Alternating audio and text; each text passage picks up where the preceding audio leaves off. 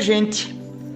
Hoje é quarta-feira, 1º de setembro, evangelho tirado de Lucas, capítulo 4, versículos de 38 a 44. É um trecho conhecido como aquele em que Jesus cura a sogra de Pedro.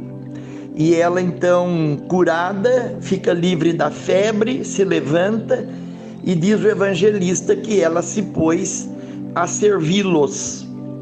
E o evangelho segue passando por outros desdobramentos, curando doentes, ensinando a doutrina, repreendendo os demônios, expulsando aqueles que eram do mal. E ele, indo para um lugar deserto, foi procurado pelos seus acompanhantes, E ele dizendo que precisava anunciar a boa nova, o reino de Deus, a também outras cidades.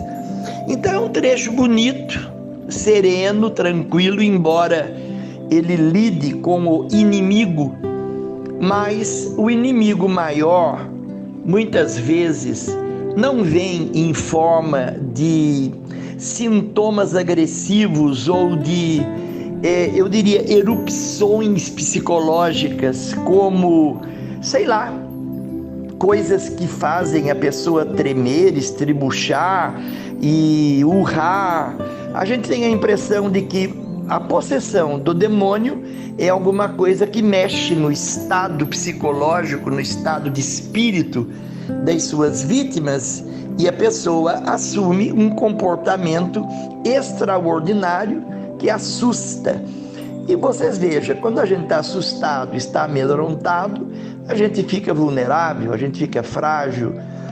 E eu diria que muitas vezes o demônio, o mal que existe, se apodera de nós quando nós fraquejamos. Ficamos com medo, nos tornamos assim passivos, e ele então ativamente mexe com os nossos sentimentos, com os nossos sentidos, e pode causar um dano muito grande e que tem consequências até maiores, porque prejudicam outras pessoas.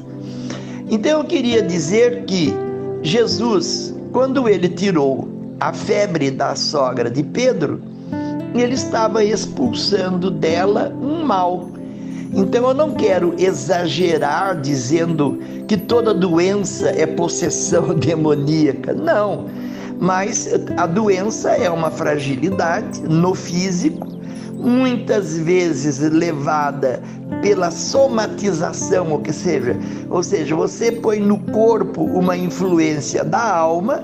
Então, quando você está triste, preocupado, deprimido, arrasado, você fica frágil e daí seu corpo adoece. Então, aqueles males oportunistas se colocam realmente de maneira muito física, muito concreta.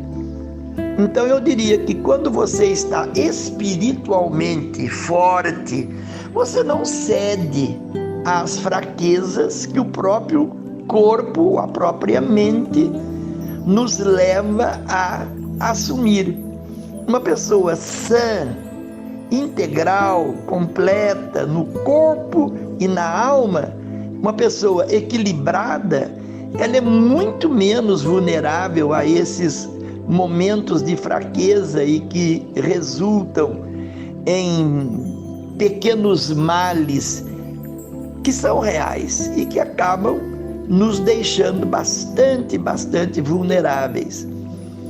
Por isso que a gente pede para Deus que nos cure, que nos livre do mal.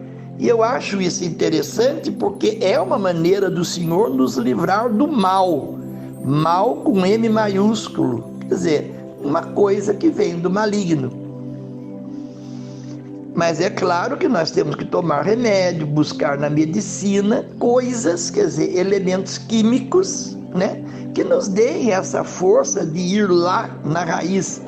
Mas quantas vezes nós estamos diagnosticados com males incuráveis e a gente se apega, a gente reza, a nossa moral se ergue, o nosso ânimo vai para cima, a nossa alma se entusiasma E quantas vezes quando vamos lá para a cirurgia ou para tirar o exame final ou fazer aquele scan, o doutor disse: olha, não tem nada aí, tá tudo bem. Isso acontece todo dia.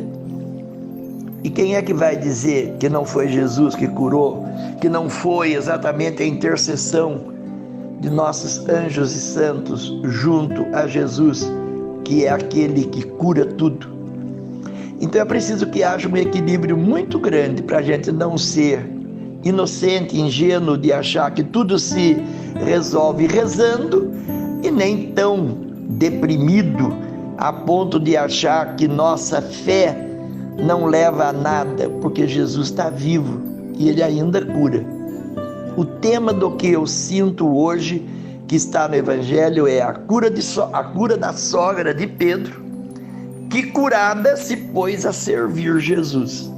Então eu tenho a impressão que quando a gente serve Jesus inteiramente, totalmente, olha, a gente não tem nem tempo, nem nada que possa inclusive nos fazer sentir nenhuma doença, nenhum mal.